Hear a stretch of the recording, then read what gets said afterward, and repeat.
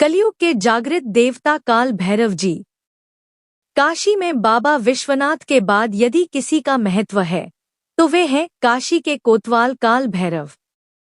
बनारस के लोगों की मान्यता है कि काशी विश्वेश्वर के इस शहर में रहने के लिए बाबा काल भैरव की इजाजत जरूरी है, क्योंकि दैवीय विधान के अनुसार वे इस शहर के प्रशासनिक अधिकारी हैं। श्रद्धालुओं में काशी के काल भैरव मंदिर विशेष मान्यता है। कहा जाता है कि बाबा विश्वनाथ के दर्शन के बाद जो भक्त इनके दर्शन नहीं करता है उसको पूजा का पूरा फल नहीं मिलता। काल भैरव को तंत्र का प्रमुख देवता माना जाता है। भगवान शंकर के अवतारों में काल भैरव का विशिष्ट महत्व है। शिव पुराण में काल भैरव का देवाधिदेव महादेव शिवशंकर के अंशावतार रूप में विस्तृत वर्णन मिलता है। तंत्राचार्यों की मान्यता है कि जिस प्रकार अपौरुषेय वेदों में आदि पुरुष का चित्रण रुद्र रूप में किया गया है, तंत्र शास्त्र में वही मान्यता काल भैरव की है। तंत्र साधक इन्हें कलयुग का जागृत देवता मानते हैं। शास्त्रीय मान्यता के मुताबिक मार्गशीर्ष मास के कृष्ण पक्ष की अष्टमी को प्रदोष काल में भगवान शंकर के अंश से भैरव की उत्पत्ति हुई थी, इसलिए इस तिथि को भैरव जयंती के रूप में मनाया जाता है। तंत्र शास्त्र के विशेषज्ञ भैरव की उत्पत्ति शिव के रुधिर से हुई मानते हैं। शिव पुराण में वर्णित कथानक के मुताबिक अनुसार एक बार आदि योगी महादेव शिव ध्यान समाधि में लीन थे। उसी वक्त शक्तिमत के अहंकार में चूर महादैत्य आक्रमण कर उनकी समाधि तोड़ दी। ध्यान में इस अप्रत्याशित व्यवधान से भगवान शिव का क्रोध भड़क उठा और उनकी क्रोधाग्नि उत्पन्न काल भैरव ने तत्क्षण अंधकासुर का अंत कर डाला। वहीं स्कंद पुराण के काशी खंड में कथानक है कि एक बार काशी में आयोजित धर्मसभा में सभी देवों व ऋषि मुनियों द्वारा सर्वसम्मति से महादेव की सर्वोच्चता स्वीकार करने से सृष्टिकर्ता ब्रह्मा ने रुष्ट होकर शिव तथा उनके गणों को अपमानजनक वचन कहे। इस पर भगवान शिव व महाकाली के शरीर से निकले तेजपुंज ने आपस में समाहित होकर प्रचंड काया का रूप धारण कर लिया। उस महाकाय आकृति को अपने पर आक्रमण को उद्यत देख ब्रह्मा जी अत्यंत भयभीत हो उठे। तब शिव ने मध्यस्थता कर किसी तरह उसको शांत कर ब्रह्मा जी को भयमुक्त किया। तब जाकर वह विकराल रूप वाला शिव अंश शांत हुआ और काल भैरव के नाम से लोक विख्यात हुआ। तदनंतर भगवान शिव ने उसे काशी का द्वारपाल नियुक्त कर दिया। काशी में बाबा विश्वनाथ के बाद यदि किसी का महत्व है तो वे हैं काशी के कोतवाल काल भैरव। बनारस के लोगों की मान्यता है कि काशी विश्वेश्वर के इस शहर में रहने के लिए बाबा काल भैरव की इजाजत जरूरी है, क्योंकि दैवीय विधान के अनुसार वे इस शहर के प्रशासनिक अधिकारी हैं। श्रद्धालुओं में काशी के काल भैरव मंदिर विशेष मान्यता है। कहा जाता है कि बाबा विश्वनाथ के दर्शन के बाद जो भक्त इनके दर्शन नहीं करता है उसको पूजा का पूरा फल नहीं मिलता। काशी के काल भैरव की 8 चौकियां हैं: भीषण भैरव, सहार भैरव, उन्मत्त भैरव, क्रोधी भैरव, कपाल भैरव, असितंग भैरव, चंड भैरव और रौरव भैरव। काशी की ही तरह महाकाल की नगरी उज्जैन में भी एक ऐसा मंदिर है जहां काल भैरव स्वयं अपनी उपस्थिति का एहसास कराते हैं। यहाँ हर दिन भगवान काल भैरव भक्तों की मदिरा रूपी बुराई को निगल लेते हैं और उनके हर कष्ट को सहज ही दूर कर देते हैं। ज्ञात हो कि काल भैरव के इस मंदिर में मुख्य रूप से मदिरा का ही प्रसाद चढ़ता है। मंदिर के पुजारी भक्तों के द्वारा चढ़ाए गए प्रसाद को एक तश्तरी में उड़ेल कर भगवान के मुख से लगा देते हैं और देखते देखते ही भक्तों की आंखों के सामने जो घटता है वह चमत्कार जिसे देखकर भी यकीन करना एक बार को मुश्किल हो जाता है। बाबा काल भैरव के इस धाम एक और बड़ी दिलचस्प चीज है जो भक्तों का ध्यान बरबस अपनी ओर खींच लेती है, और वह है मंदिर परिसर में मौजूद ये दीपस्तंभ। श्रद्धालुओं द्वारा दीपस्तंभ की इन दीपमालिकाओं को प्रज्वलित करने से मनोकामनाएं पूरी हो जाती हैं। नाथ संप्रदाय में काल भैरव की पूजा की विशेष महत्ता है। इस पंथ के अनुयायी मानते हैं कि भैरव देव की उपासना कल्पवृक्ष के समान फलदायी होती है। श्री तत्वनिधि नाम तंत्र शास्त्र में भैरव शब्द के 3 अक्षरों में उनके त्रिगुणात्मक स्वरूप का तत्वज्ञान वर्णित है। इसी तरह भैरव तंत्र में भैरव पद या भैरवी पद प्राप्त करने के लिए भगवान शिव ने देवी के समक्ष 112 विधियों का उल्लेख किया है, जिनके माध्यम से उक्त अवस्था को प्राप्त हुआ जा सकता है। भैरव के सौम्य स्वरूप बटुक भैरव व आनंद भैरव कहते हैं। उक्त सौम्य स्वरूप की आराधना शीघ्र फलदायी मानी जाती है। तंत्र शास्त्र अनुसार शनि और राहु की बाधाओं से मुक्ति के लिए भैरव की पूजा अचूक होती है। कहा जाता है कि काल भैरव की पूजा से घर में नकारात्मक ऊर्जा, जादू टोने, भूत प्रेत आदि काली शक्तियों का भय नहीं रहता। जन विश्वास है कि इनकी आराधना से शत्रु से मुक्ति, संकट, कोर्ट कचहरी के मुकदमों में विजय की प्राप्ति होती है।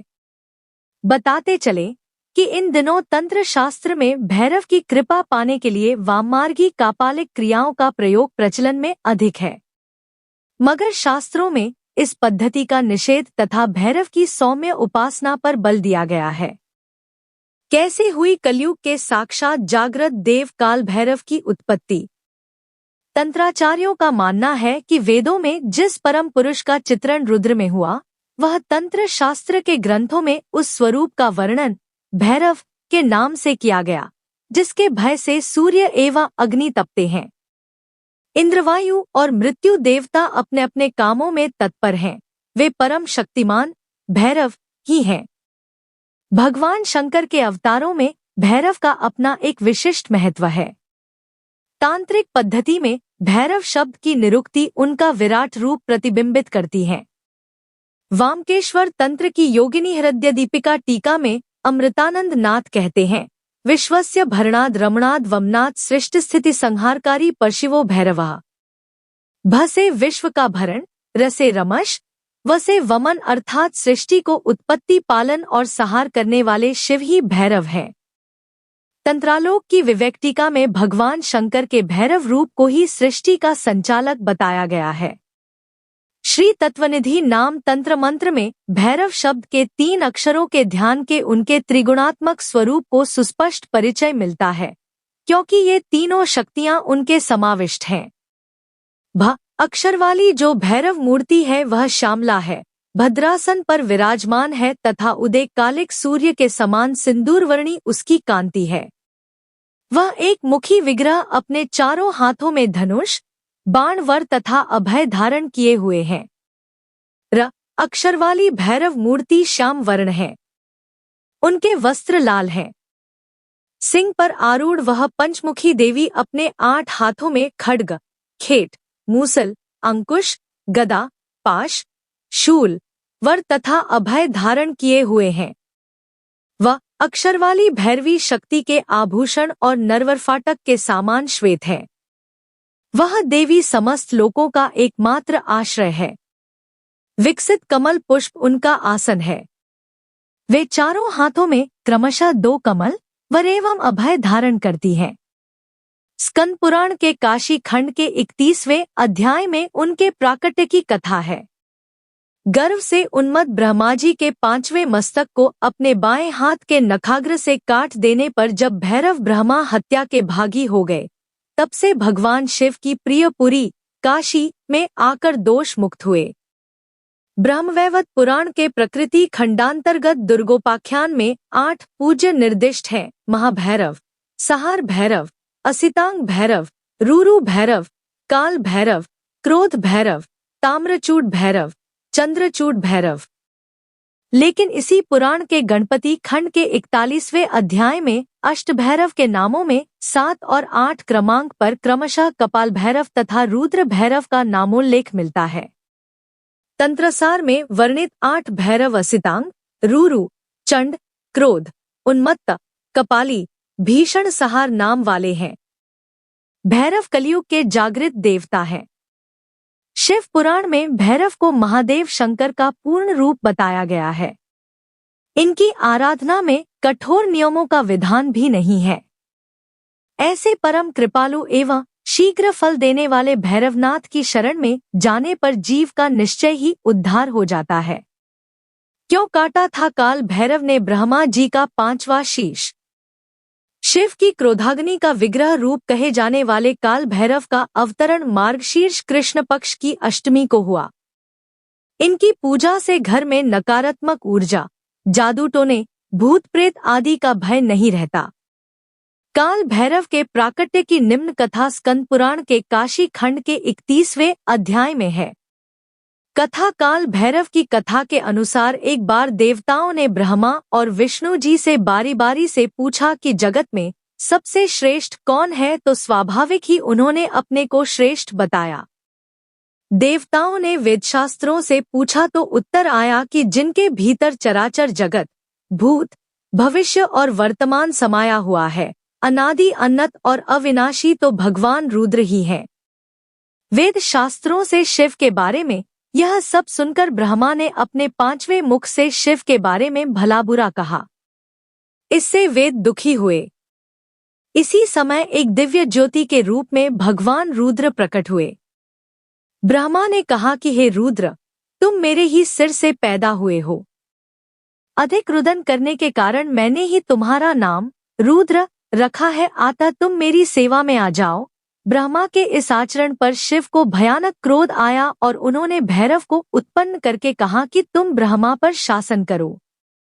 उन दिव्य शक्ति संपन्न भैरव ने अपने बाएं हाथ की सबसे छोटी अंगुली के नाखून से शिव के प्रति अपमानजनक शब्द कहने वाले ब्रह्मा के 5वें सर को ही काट दिया। शिव के कहने पर भैरव काशी प्रस्थान किए, जहां ब्रह्मा हत्या से मुक्ति मिली। रुद्र ने इन्हें काशी का कोतवाल नियुक्त किया। आज भी ये काशी के कोतवाल के रूप में पूजे जाते हैं।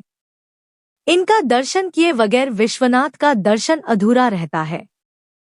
श्रीकाल भैरव मदिरा अर्पण का रहस्य। अनेक नगर, पुर तथा पुरियों का अवलोकन करते हुए हनुमान तथा नारद उज्जैन की शिप्रा नदी के तट पर बसी अवंतिकापुरी, जिसे उज्जैनी या उज्जैन भी कहते हैं, पहुंचे। यहाँ महाकालेश्वर नाम का ज्योतिर्लिंग है।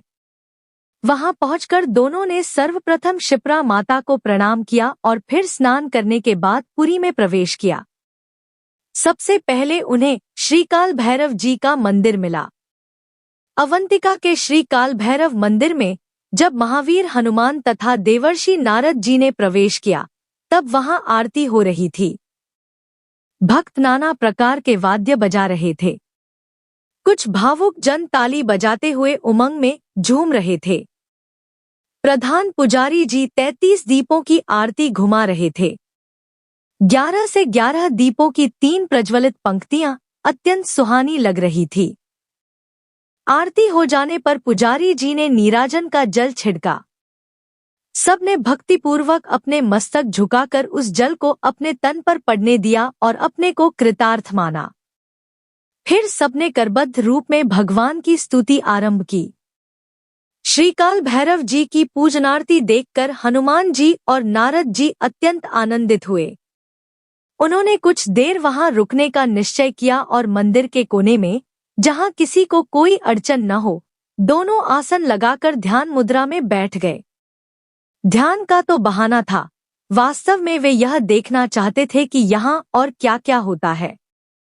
उन्होंने देखा कि मंदिर में अगणित श्रद्धालु भक्त आकर श्रीकाल भैरव को मद्यपान कराते हैं। इस नैवेद्य समर्पण की विधि में बड़ी विचित्रता थी। प्रत्येक भक्त अपने मद्यपात्र का 2/3 भाग भगवान के मद्यपात्र कपाल पात्र में डालता था, जिसका 2/3 भाग कुछ ही क्षणों में भगवान ग्रहण कर लेते थे। कपाल पात्र में बचा शेष मद्य पुजारी जी लाने वाले के मद्यपात्र में वापस डाल देते थे।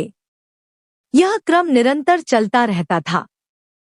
श्री काल भैरव को अनवरत मद्यपान करते देखकर हनुमान और नारद चकित हो गए।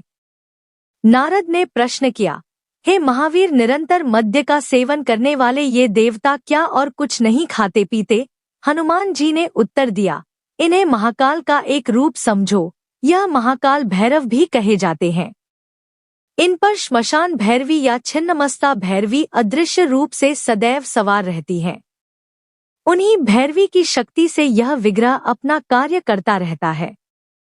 महाकाल या मृत्यु के रूप में प्रसिद्ध यह काल भैरव देवता मद्य के अतिरिक्त मरने वाले प्रत्येक प्राणी के रक्त आदि सप्तधातु का पान भी करते रहते हैं। इस उत्तर से नारद की जिज्ञासा शांत नहीं हुई। उसने अनुरोध किया कि कुछ अन्य पदार्थ निवेदन करके देख लिया जाए। हनुमान जी बोले, पुजारी जी से अनुमति लो, फिर प्रयत्न करो। नारद जी कोई साधारण व्यक्ति नहीं थे, वह दिव्य शक्ति संपन्न थे।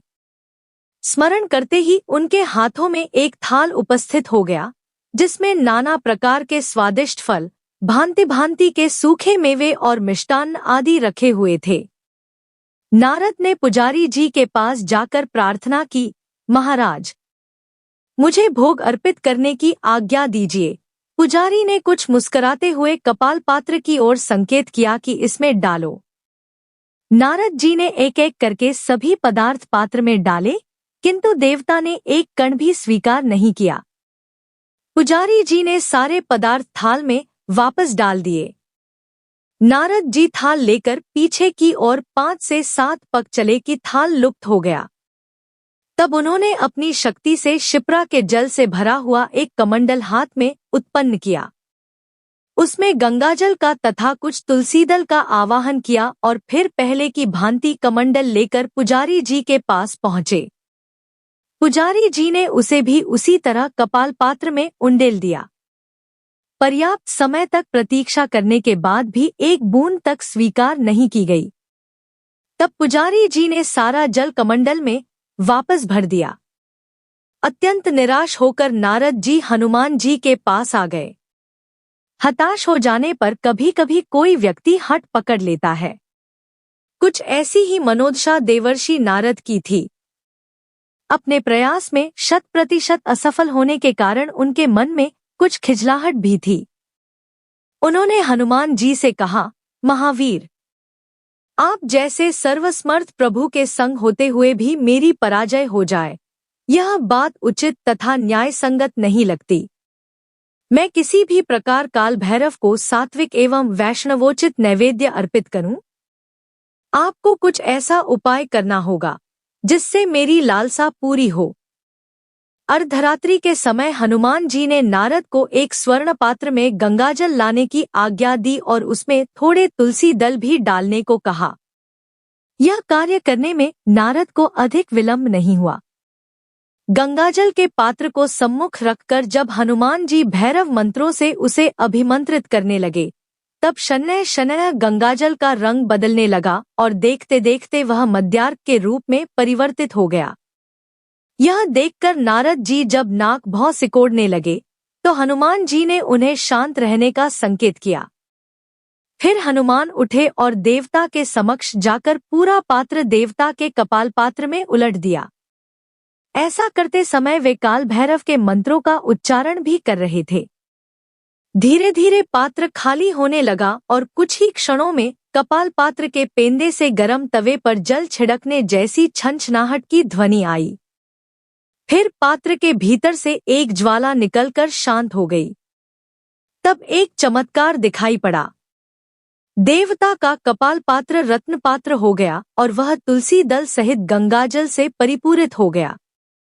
हनुमान जी और नारद जी दोनों अति प्रसन्न हुए और उन्होंने श्री काल भैरव के इस दिव्य चमत्कार को श्रद्धापूर्वक नमन किया। जब हनुमान जी ने उस गंगाजल को अपने पात्र में भर लिया, तब रत्न पात्र में परिवर्तित देवता का पात्र फिर कपाल पात्र बन गया।